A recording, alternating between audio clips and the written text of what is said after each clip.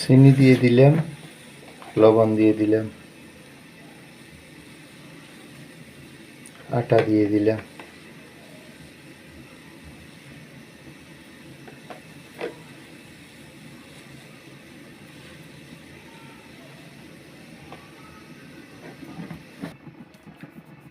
খাওয়ার সোডা দিয়ে দিলাম,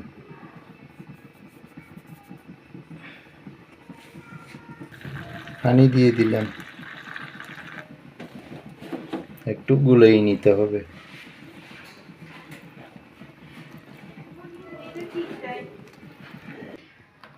একদম ফ্রিভাবে এগুলো মাখিয়ে নিতে হবে।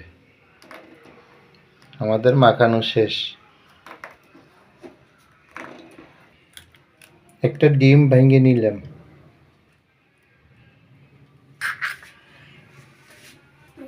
লবণ দিয়ে ভালো করে মিক্স করে নিলাম।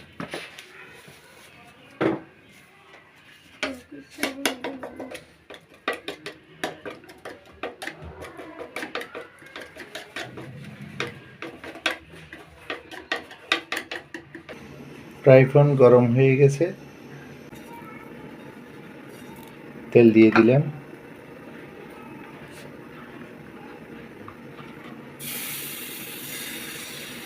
এটা আমরা বলি খাই, ফিটের খাইতে দিয়ে দিলাম।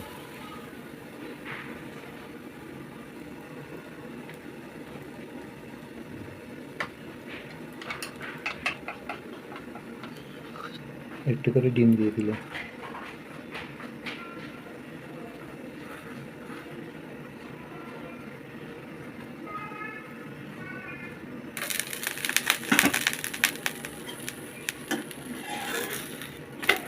উল্টিয়ে দিলাম।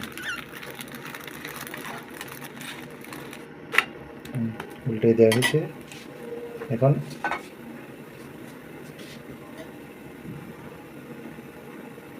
আলু ভাজি দিয়ে দিলাম।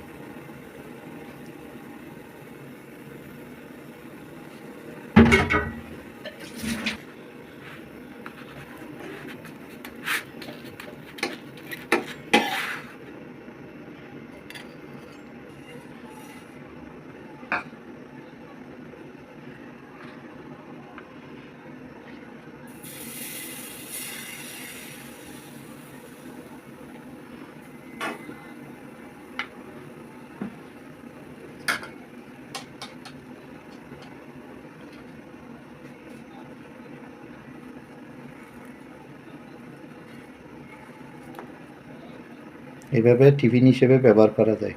অনেক ভালো নাস্তাটা, খেতেও সুস্বাদু, অনেক মজা। উল্টিয়ে দিলে ওই ডিমের অংশটুকু হয়ে যায়, একদম রুটির মতো ফুলে উঠবে।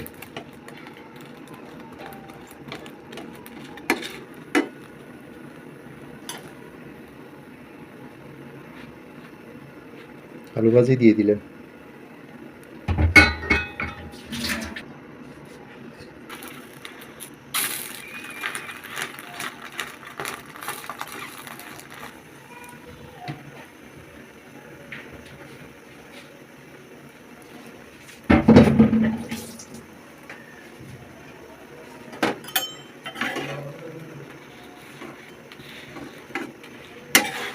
ডিম পিঠাটা অনেক বানানো হয়েছে, আপনারা এভাবে বাসায় বানিয়ে খাইতে পারেন খুব সহজভাবে।